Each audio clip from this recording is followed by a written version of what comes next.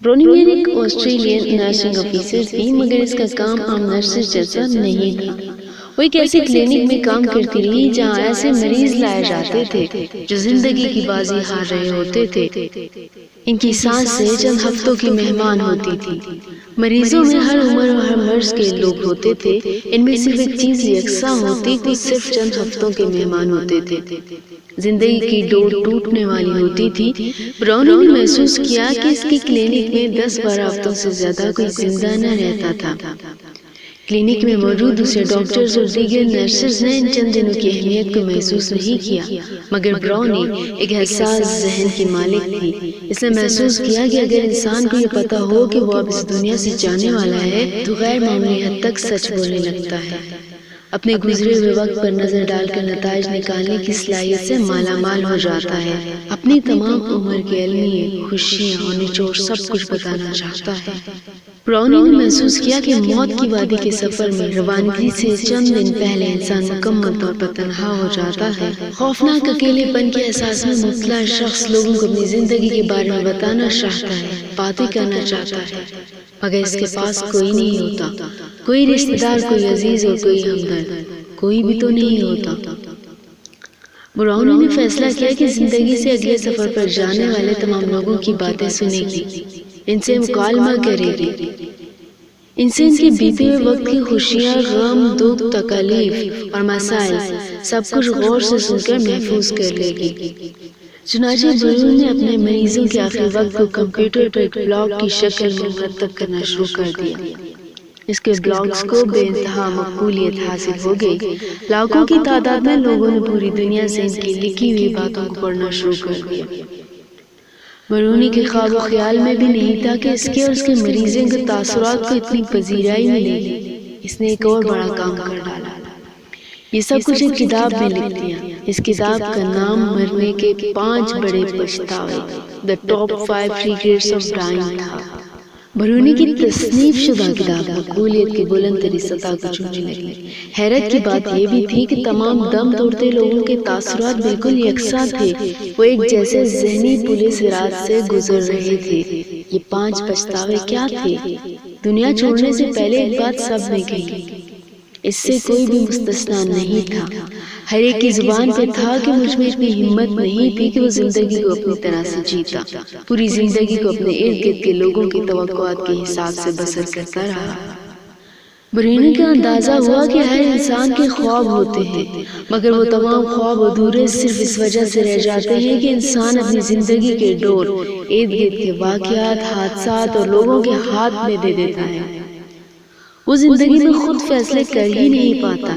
یہ تمام لوگوں کا پہلا اور یکساں پچھتاوا تھا۔ دوسری بات جو خصوصاً مرد حضرات نے زیادہ کہی، کیونکہ اکثر حالات میں گھر کے اخراجات پورے کرنے کی ذمہ داری مرد کی ہوتی ہے، یہ کہ انہوں نے اپنے کام یا کاروبار پر اتنی توجہ دی کہ اپنے بچوں کو بچپن نہ دیکھ پائے۔ وقت کی قلت کے باعث اپنے خاندان کو اچھی طرح جان نہیں پائے۔ کام اور روزگار کے غم میں ان سے تمام وقت ہی چھین لیا، جس میں دراصل انہیں کافی ٹائم اپنے بچوں اور اہل خانہ کو دینا چاہیے تھا۔ ساری محنت جن لوگوں کے لیے کر رہے تھے، کام کی زیادتی نے دراصل اسے ان سے دور کر دیا۔ کام ان کے لیے پھانسی کا پھندا بن گیا، جس نے ان کی زندگی میں کامیابی ضرور دی، مگر ان کو اپنے نزدیک ترین رشتوں کے لیے اجنبی بنا دیا۔ براؤنی نے اپنے اکثر مریضوں کو یہ کہتے سنا کہ انہیں اپنی زندگی میں اتنا کام نہیں کرنا چاہیے تھا کہ رشتوں کی دنیا میں اکیلے رہ جائیں۔ یہ دوسرا احساس زیادہ تھا۔ تیسری بات بھی انتہائی اہم تھی۔ اکثر لوگوں نے خود سے گلہ کیا کہ ان میں اتنی ہمت نہیں تھی کہ اپنے اصل خیالات اور جذبات سے دوسروں کو آگاہ کر پاتے۔ بیشتر لوگ صرف اس لیے اپنے اصل جذبات کا اظہار نہ کر پائے کہ دوسروں کو ناراض نہیں کرنا چاہتے تھے یا دوسروں کا خیال رکھنا چاہتے تھے، مگر اس کا نقصان یہ ہوا کہ انہوں ایک عامیانہ سی زندگی گزارتے رہے۔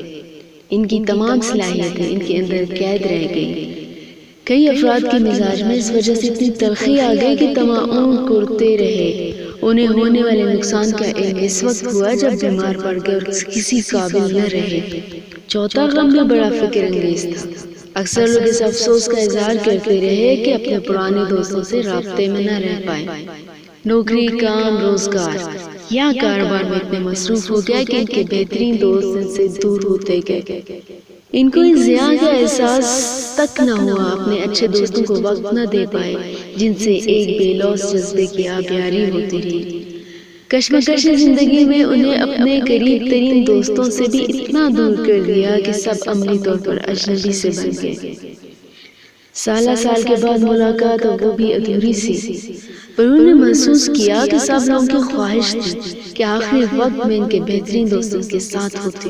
عجیب حقیقت یہ تھی کہ کسی کے ساتھ بھی سانس ختم ہوتے وقت اس کے دوست موجود نہیں تھے۔ اکثر مریض برونی کو اپنے پرانے دوستوں کے نام بتاتے تھے، ان تمام خوشگوار اور غمگین لمحوں کو دہراتے تھے جو وقت کی گرد میں کہیں گم ہو چکے تھے۔ اپنے دوستوں کے جیسے مزاح، عادات اور ان کی شرارتوں کا ذکر کرتے رہتے تھے۔ برونی تمام مریضوں کو جھوٹا دلاسا دیتی رہتی کہ وہ فکر نہ کریں کہ دوست ان کے پاس آتے ہی ہوں گے، مگر حقیقت میں کسی کے پاس بھی ایک دوسرے کے لیے وقت نہیں تھا، زندگی میں بھی اور آخری سانسوں میں بھی۔ پانچویں اور آخری بات بہت متاثر کن تھی۔ تمام مریض یہ کہتے تھے کہ انہوں نے اپنے آپ کو ذاتی طور پر خوش رکھنے کے لیے کوئی محنت نہیں کی۔ اکثریت نے دوسروں کی خوشی کو اپنی خوشی جان لیا، اپنی خوشی کو جاننے اور پہچاننے کا عمل شروع ہی نہیں کیا۔ اکثر لوگوں نے اپنی خوشی کو قربان کر ڈالا، نتیجہ یہ ہوا کہ ان کی زندگی سے مسرت کا خوبصورت پرندہ غائب ہو گیا۔ وہ لوگوں کو ظاہری طور پر متاثر کرتے رہے کہ ایک انتہائی مطمئن زندگی گزار رہے ہیں، دراصل انہوں نے نئے تجربے کرنے چھوڑ دیے۔ وہ یکسانیت کا شکار ہو گئے، تبدیلی سے اتنے گھبرا گئے کہ پوری زندگی ایک غلط تاثر دیا کہ بہت اطمینان سے اپنی زندگی گزار رہے ہیں، لیکن انہوں نے اپنے اندر ہنسی اور کہکہوں کو مسلوب کر دیا۔ تمام خوبصورت اور بھرپور جذبے پنہا رہے، مگر پابند سلاسل ہی رہے۔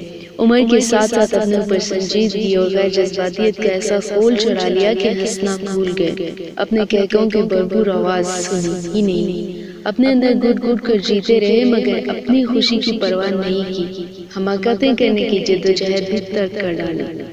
نتیجہ یہ ہوا کہ عجیب سی زندگی گزار کر سفر عدم پر روانہ ہو گئے۔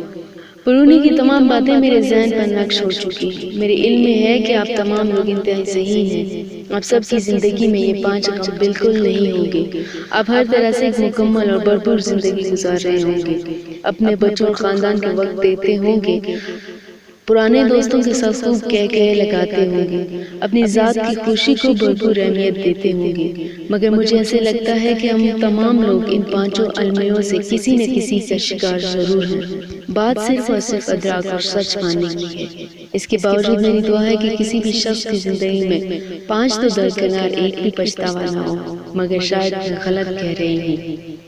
ایک بادشاہ نے کسی بات پر خوش ہو کر ایک شخص کو یہ اختیار دیا کہ وہ سورج غروب ہونے تک جتنی زمین کا دائرہ مکمل کر لے گا وہ زمین اس کو الاٹ کر دی جائے گی، اور اگر وہ دائرہ مکمل نہ کر سکا اور سورج غروب ہو گیا تو اسے کچھ نہیں ملے گا۔ یہ سن کر وہ شخص چل پڑا۔ چلتے چلتے ظہر ہو گئی تو اسے خیال آیا کہ اب واپسی کا چکر شروع کر دینا چاہیے، مگر پھر لالچ نے غلبہ پا لیا اور سوچا کہ تھوڑا سا اور آگے سے چکر کاٹ لوں۔ پھر واپسی کا خیال آیا کہ سامنے کے خوبصورت پہاڑ کو دیکھ کر اس نے سوچا اس کو بھی اپنے جاگیر میں شامل کر لینا چاہیے۔ الغرض واپسی کا سفر کافی دیر سے شروع کیا۔ اب واپسی میں یوں لگتا تھا جیسے سورج نے اس کے ساتھ مطابقت شروع کر دی تھی۔ وہ جتنا تیز تیز چلتا پتہ چلتا سورج بھی اتنی جلدی ڈل رہا ہے۔ عصر کے بعد تو سورج ڈلنے کی بجائے لگتا تھا پگھلنا شروع ہو گیا ہے۔ وہ شخص دوڑنا شروع ہو گیا کیونکہ اسے سب کچھ ہاتھ سے جاتا نظر آ رہا تھا۔ اب وہ اپنی لالچ کو کوس رہا تھا مگر بہت دیر ہو چکی تھی۔ دوڑتے دوڑتے اس کا سینہ درد سے پٹا جا رہا تھا مگر وہ تھا کہ بس دوڑے جا رہا تھا۔ آخر سورج غروب ہوا تو وہ شخص اس طرح گرا کہ اس کا سر اس کے سٹارٹنگ پوائنٹ کو چھو رہا تھا اور پاؤں واپسی کے دائرے کو مکمل کر رہے تھے۔ یوں اس کی لاش نے دائرہ مکمل کر دیا۔ جس جگہ وہ گرا تھا اسی جگہ اس کی قبر بنائی گئی اور قبر پر کتبہ لگایا گیا جس پہ لکھا تھا اس شخص کی ضرورت بس اتنی ساری جگہ تھی جتنی جگہ اس کی قبر ہے۔ اللہ پاک نے بھی اسی طرح اشارہ کیا ہے وَالْعَصْرِ إِنَّ الْإِنسَانَ لَفِي خُسْرٍ۔ آج ہمارے دائرے بھی بہت بڑے ہو گئے ہیں۔ چلیے واپسی کی سوچتے ہیں۔ اللہ پاک ہمیں موت سے پہلے موت کی تیاری کی توفیق نصیب فرمائے اور خاتمہ بالخیر فرمائے، آمین۔